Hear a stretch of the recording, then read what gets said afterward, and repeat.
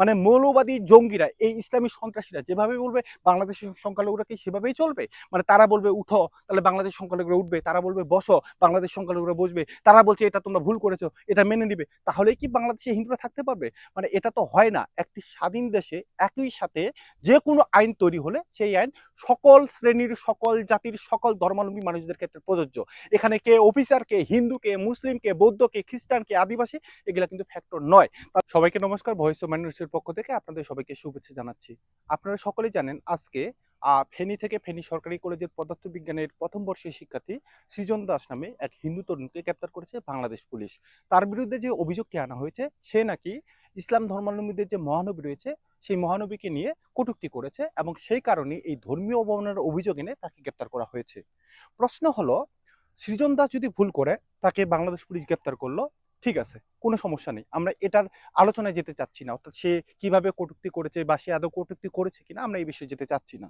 কিন্তু গত কিছুদিন ধরে বাংলাদেশের আপামর হিন্দু তরুণ এবং যুবকরা যেভাবে আন্দোলন করতেছে এবং তারা যে বারবার এই উগ্র মৌলবাদী ইসলামিস্ট যে জঙ্গিরা রয়েছে এদেরকে গ্রেপ্তারের কথা বলতেছে, এ ব্যাপারে বাংলাদেশ পুলিশ নীরব কেন? আপনারা জানেন যে এই উগ্র মৌলবাদী ইসলামী সন্ত্রাসীরা, এই জঙ্গিরা প্রকাশ্য দিবালোকে আমাদের সংখ্যালঘু হিন্দুদের যে আরাধ্য দেবতা রামের ছবিতে জুতা পেটা করেছে। এবং শুধু তাই নয়, তারা প্রকাশ্য দিবালোকে প্রতিনিয়ত দেশের হিন্দুদেরকে হুমকি প্রদান করতেছে, ধর্মীয় স্বাধীনতার উপর মানে হস্তক্ষেপ পালন করে ধর্মীয় যে প্রতিমা সেই প্রতিমা নির্মাণে বাধা প্রদান করতেছে। এবং ইতিমধ্যে সেই এই উগ্র মৌলবাদী জঙ্গিদের কারণে হিন্দুদের যে গাইবান্ধার পলাশবাড়িতে যে মন্দিরটি হচ্ছে, অর্থাৎ যে মানে হিন্দুদের অর্থায়নে নিজেদের টাকায় নিজস্ব জমিতে তারা যে একটি মন্দির বানাচ্ছে এবং সেই মন্দিরে যে রাম প্রতিমা নির্মাণের কাজটি চলতেছে সেটি স্থগিত করতে বাধ্য হয়েছে মন্দির কমিটি।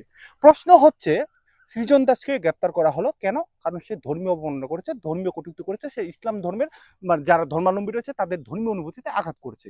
তাহলে বাংলাদেশের সংখ্যালঘু হিন্দুদের মানে প্রকাশ্য দিবালোকে তাদের ধর্মীয় অনুভূতিতে যে আঘাত হানতেছে এই উগ্র মৌলবাদী জঙ্গিরা, এই সন্ত্রাসীরা, এই ইসলামিক জঙ্গিরা, তাহলে তাদেরকে এখন পর্যন্ত পুলিশ গ্রেপ্তার করতেছে না কেন? আপনারা জানেন যে গত কয়েকদিন ধরে সারা দেশে এটা নিয়ে আন্দোলন হচ্ছে, সারা দেশে।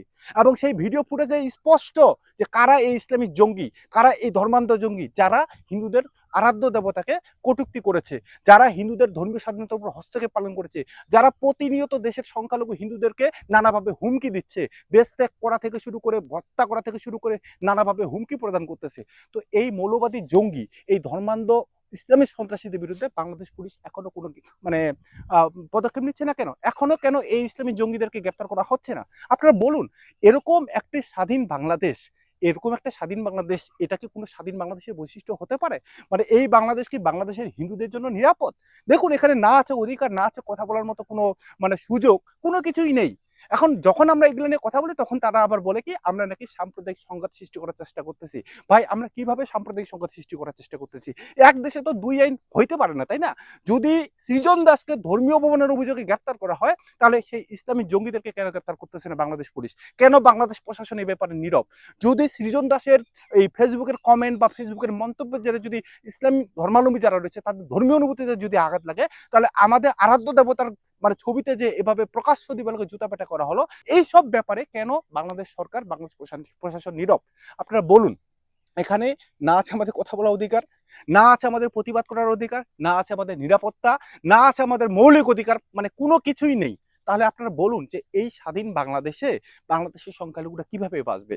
মানে মৌলবাদী জঙ্গিরা, এই ইসলামী সন্ত্রাসীরা যেভাবে বলবে বাংলাদেশের সংখ্যালঘুরা কি সেভাবেই চলবে?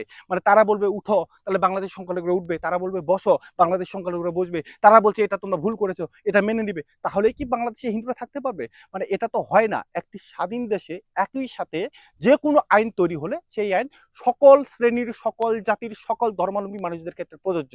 এখানে কে অফিসার, কে হিন্দু, কে মুসলিম, কে বৌদ্ধ, কে খ্রিস্টান, কে আদিবাসী, এগুলা কিন্তু ফ্যাক্টর নয়। তাহলে সৃজন দাসকে গ্রেপ্তার করা হলেও কেন এখনো এই উগ্র মৌলবাদী জঙ্গিদেরকে গ্রেপ্তার করা হলো না, যারা প্রকাশ্য দিবালোকে একদম স্পষ্টভাবে হিন্দুদের ধর্মীয় অনুভূতিতে আঘাত এনেছে, ধর্মকে কটূক্তি করেছে? তাদেরকে এখনো কেন গ্রেপ্তার করা হচ্ছে না?